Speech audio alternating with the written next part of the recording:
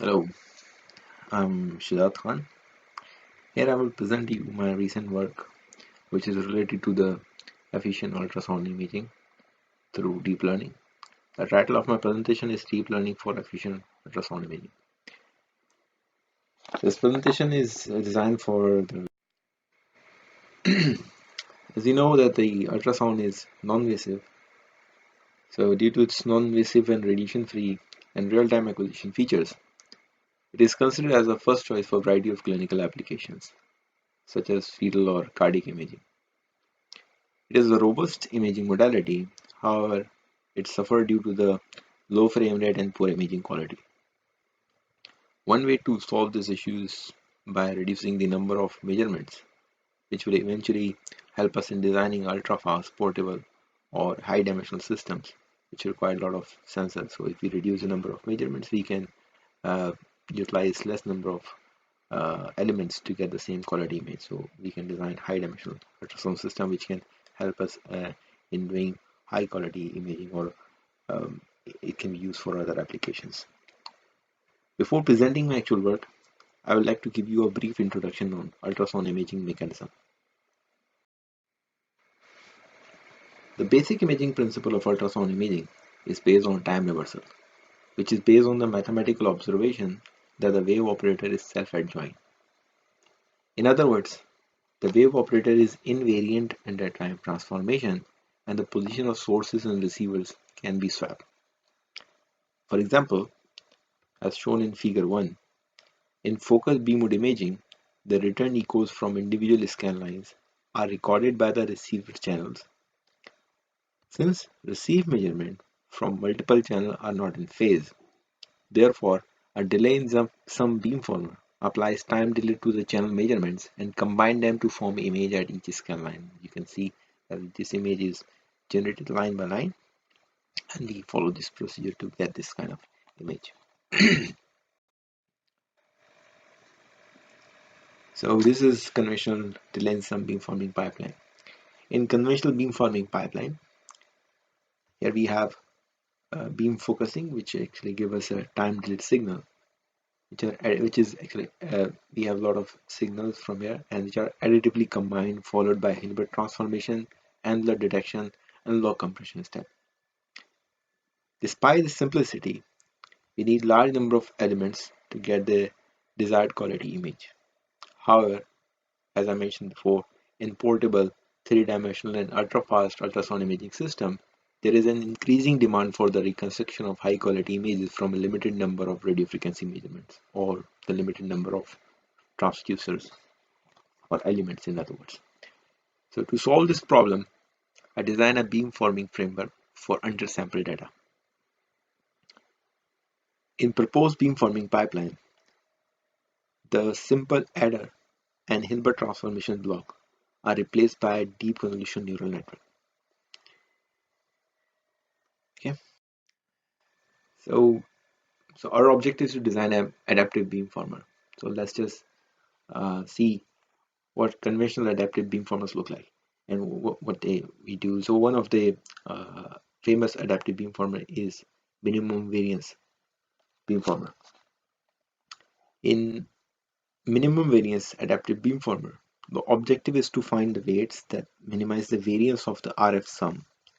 This RF sum, and actually minimum variance minimize the variance of this sum, and the objective is to find the weight that minimize the variance of this RF sum, subject to the constraint that the gain in desired beam direction equals to unity. So there are some limitation of this conventional adaptive beamformer method. One major limitation of the minimum variance beamformer is that it is based on the ray approximation of the wave propagation, whereas the real sound propagation exhibits many wave phenomena such as scattering, etc. Moreover, the accuracy of the coherent sum which we obtain after this beamforming operation is limited by the bandwidth of the transducer, which also reduces the quality of the image.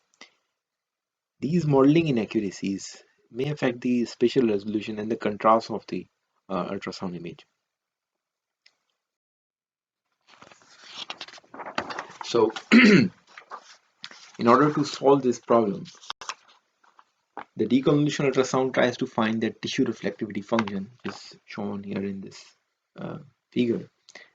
And according to this deconvolution model, the RF image, which we get after beamforming operation, can be represented as a convolution between point spread function and the tissue reflectivity function. So the quality of this tissue reflectivity function is depend on the quality of your RF image. So even if we do the deconvolution operation, although we can get a tissue reflectivity function, which is supposed to be like a, for example, this is your object and this is the point spread function of the system. If you know the point spread function and you get some image, so by this deconvolution operation between the RF image and the point spread function, you can get your TRF.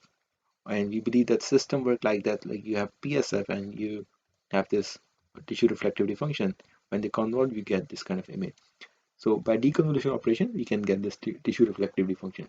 But the quality of this tissue reflectivity function, it depends on the quality of your image and the estimation of tau, in other words. So now the aim of ultrasound reconstruction is then to find the beamforming and the deconvolution matrices, which are this B and B tilde. Let's say one is adaptive beamforming weights, because here you have RF data and then you apply beamformer weights on this RF data, and then you will get this RF image, and on this RF image then you apply this deconvolution filter, so you can get your tissue reflectivity function. So the objective is to find these matrices which can give us the high quality image with good SNR or good contrast and high resolution. But in practice, the estimation of these matrices, which is actually represented by this tau, so the estimation of tau is very challenging, technically challenging. Why it is technically challenging? Because the filter matrices B and B tilde should be spatio-temporally varying. Means you need different, you have to solve this for every depth pixel as well as the scan line for RF channel. So this is spatio-temporally varying and depend on the input signal. In other words, we can say to make the best trade-off between the noise and resolution, you have to make them input dependent. Therefore, the exact calculation is usually computationally expensive, and that's why we use just approximate form of this, which limits the accuracy of the beamformer. So a quick remedy to reduce this runtime computational complexity would be pre-calculating this non-linearity or non-linear mapping in tau. But unfortunately, as I stated before, the mapping depends on the input, so it requires huge memory to store this stuff for all inputs. So it doesn't seem to be a good proposition to solve this problem, but it gives us some hint like what we have to do. So in this regard, a convolutional neural network using ReLU nonlinearity provide an ingenious way of addressing this issue. Specifically, in a recent theoretical work, which is cited here, we have shown that an encoder-decoder CNN with ReLU nonlinearity generate large number of locally linear mappings. And by following the derivation in this referred paper, it is straightforward to show that the output of the encoder-decoder CNN with respect to the RF data can be represented by a nonlinear frame-like representation as shown here. And let's say we have this encoder-decoder neural network, so we can represent this output with respect to this input like this. You can see that if you know that the CNN-based representation is strikingly similar, so almost similar to our adaptive beamformer representation. This implies that the adaptive beamforming plus deconvolution can be learned using an encoder-decoder CNN. Later, I will show you how this deep learning-based beamformer approach can be used for various ultrasound imaging applications.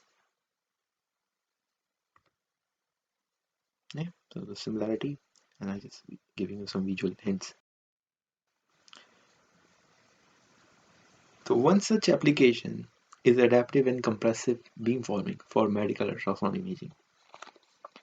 So before designing a beamformer for sparse subsample data, we need to know the nature of the data.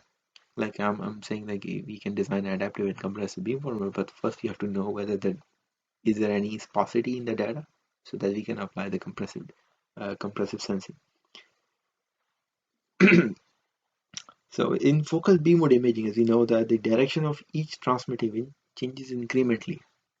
So we have scan lines, the transmit events, which is a scan line, which eventually gives us a scan line. So in transmit event, we have some receiver channel. So it changes incrementally, so the acquired data does not change rapidly. This implies that some degree of skew redundancy exists in the receiver scanline coordinate. This is skew because I'm showing in the raw data without time of flight correction. If you perform time of flight correction, this skewness can be removed.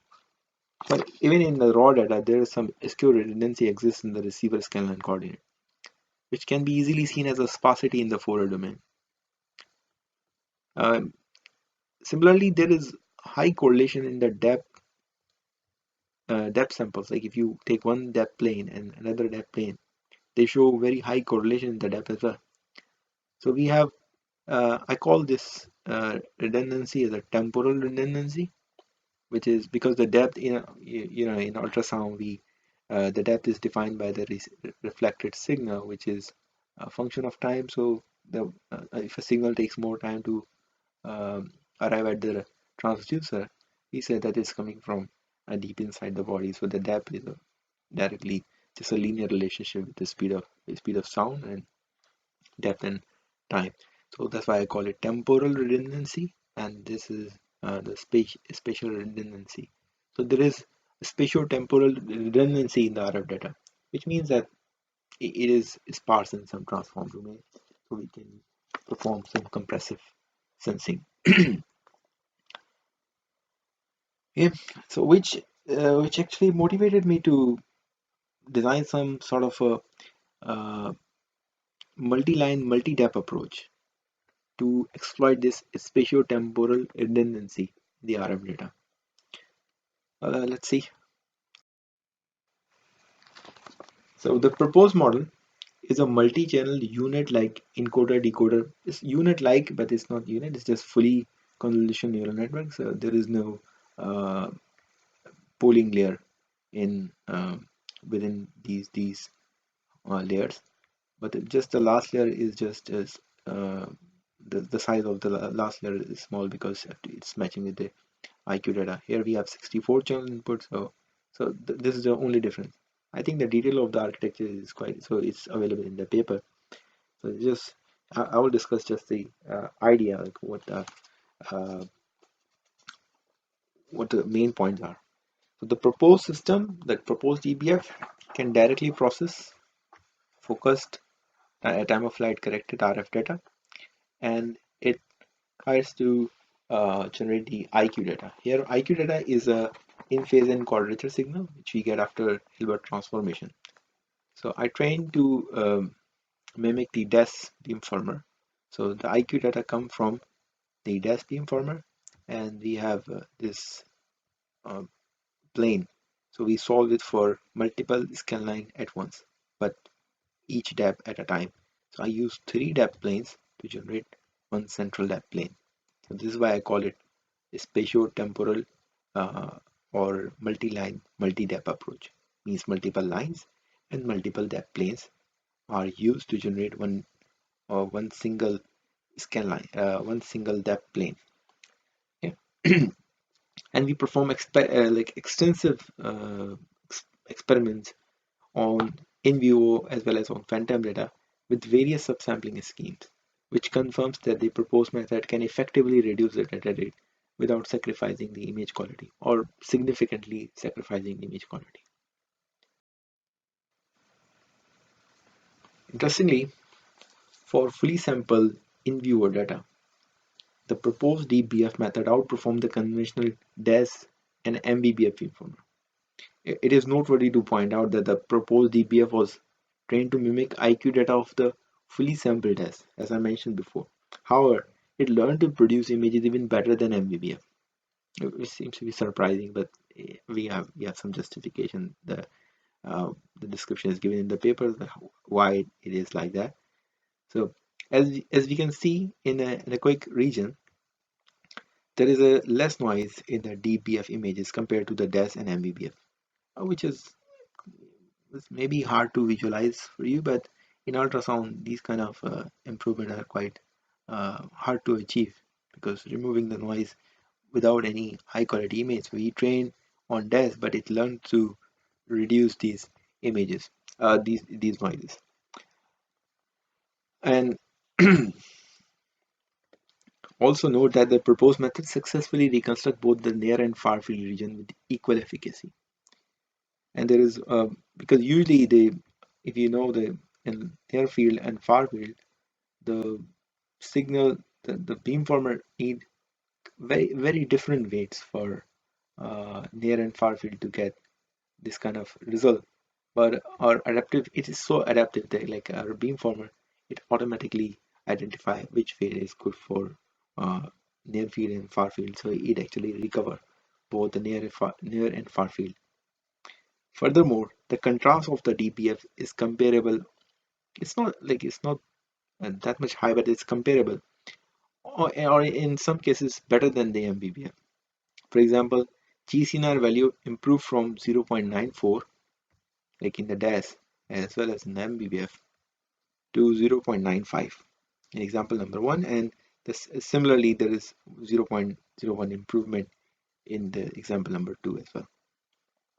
Here GCNR is a measure of contrast between two images or two regions, and it is defined as the uh, 1 minus overlap in the pixel intensity distribution of two regions.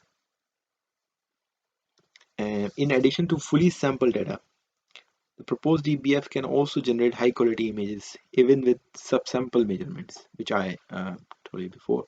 So this is results on fully sampled in vivo case, and we also tested on the subsample. So here we have the results from subsample measurements. First line showing the results for DES, second is MVBF, and the third one is DeepBF. So from reconstruction results, it can be easily seen that for all downsampling schemes, the proposed method outperformed the conventional beamformer method. This improvement in subsample data is prominent in difference images, which are shown in the pseudo color, the normalized scale. 0 to 1 is shown for the normalized scale.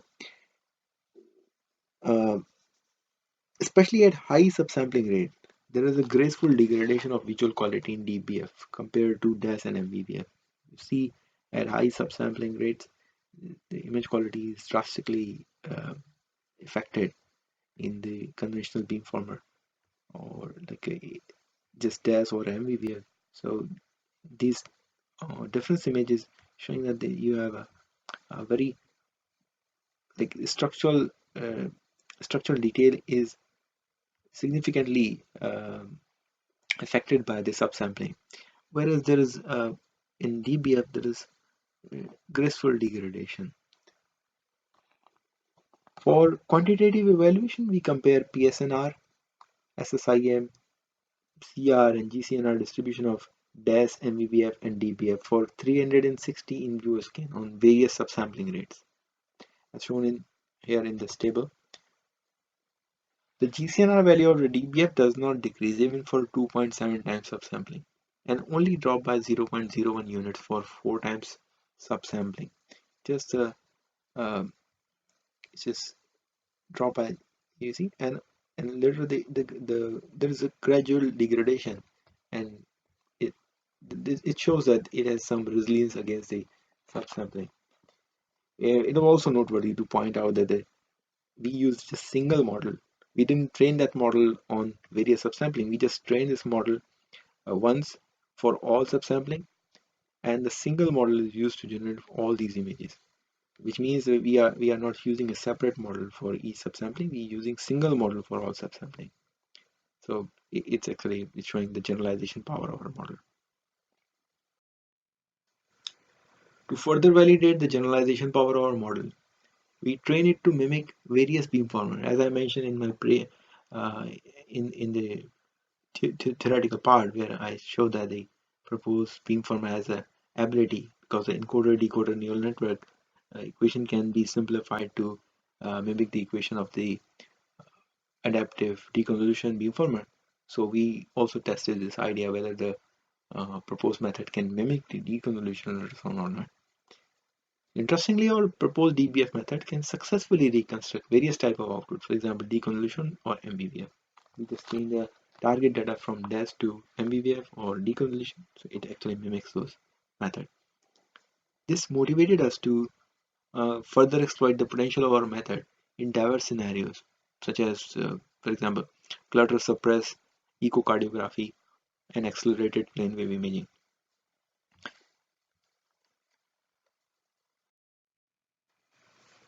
So clutter suppress deep beamformer for echocardiography using deep learning. As we know, the echocardiography is considered as an excellent tool for, or like a standard tool for cardiac scan. It's because it's safest and easy or quite easy to set up, and also give you a runtime detail of the heart. The major reason for echocardiography or echo degradation is a clutter which comes from the reverberation in the sound. There are various image domain clutter suppression methods, but those methods which are depend on the image domain are highly sensitive to the input image quality. If the input image quality is affected by some noise or other artifacts, the same so the removal of the clutter is very difficult. Since our method is directly processing the RF signal, so there is no such issue. Like if we can process RF signal, which are method processing, so we hope that this can make it more generalized for echocardiography application. And we tested this on the real echocardiography data. So how we generate the target data? So to generate this target data for this problem, RF signal for each scan line is processed through conventional beamforming pipeline. In this case, this is DES, which I've already shown before that we can change this DES to MBVF. It doesn't matter. So we generate this uh, simple image or IQ data by processing this RF data, and then we have a movie. Because the clutter to solve this clutter, we use multiple frames because we define clutter as a sparse low rank component. In the low rank component, usually it appears in the background, and the object which is moving in the time with respect to time is usually the boundary of the heart or the chamber. Like its anatomical structure is usually usually stay in motion, while the background stay common. It stays almost static or have less motion. So we perform to generate this IQ target data. We use unfolded PCA, which take a set of frames and perform lowering and sparse composition decomposition. We use this sparse data as our target data, and this time our input is RF data. So we are taking RF data to directly generate this sparse component of the of this time frame set. As expected, our method can recover this clutter-free images. It can also, like a DBF, can give you a DAS-like image if you use DAS as a target. But if you give a target as sparse component, so it can mimic the sparse component. So which is quite remarkable. Like a single model can do a lot of tasks. So this helps us in better understanding of anatomical feature. So we can get a echocardiography image, which is the quality of this echo does not depend on the input image. It just takes the real measurements and it tries to find the sparse component from those measurements.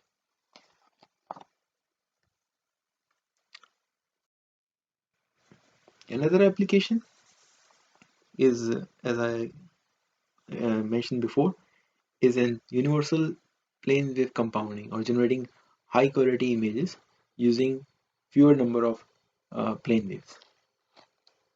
The plane wave is becoming popular because of its uh, ultra fast scanning capability. However, to achieve this, achieve a focus mode like quality, a good quality image, we have to combine multiple plane waves, which eventually reduce the frame rate. So at the cost of the frame rate, we can increase the image quality. So in this work, we propose to reconstruct high quality images by utilizing the limited or less number of plane waves. So we are doing subsampling of the plane waves to get the uh, relatively similar or better quality image by utilizing the less number of plane waves. Here again, the proposed method outperforms the conventional compounding method. The red is the bottom image is from the DeepBF, while the top image is from the DES. So this is fully sampled data. Even in fully sampled case, our image quality is better than we have these measures. But you can also see like it's visually a little better. But in subsample case, like when you utilize just three plane wave, you see in the DES or DES with coherent plane wave compounding, conventional coherent plane wave compounding, the image quality is drastically affected by the subsampling. Whereas in proposed DeepBF method, the image quality is significantly better. We also this test on large data set, but here I'm just showing one example. So this is on in-vivo data, which is acquired from the carotid region, and this is the phantom data. We not just only perform subsampling in the plane wave, but we also tested it on subsampling in the channel data. So even with 8 times subsampling rate, the image quality is almost quite similar to the fully sampled. I'm not saying exactly same, but it's much better than the conventional coherent compounding method. So this it's after for all of this study, we can conclude the following. The conclusion is as follows. The proposed method is purely a data-driven method, which exploits the spatiotemporal redundancy in the RF data, which help in generating the improved quality beam imaging using fewer receiver measurements. And due to the exponentially large expressiveness of the deep neural network, our proposed method can effectively learn various mapping from RF measurement and exhibit superior image quality for all subsampling rates. It can also mimic various imaging scenarios, for example, adaptive and compressive beamforming to suppress echocardiography or high quality accelerated plane wave imaging. Therefore, this method can be an important platform for efficient ultrasound imaging. Thank you for your attention.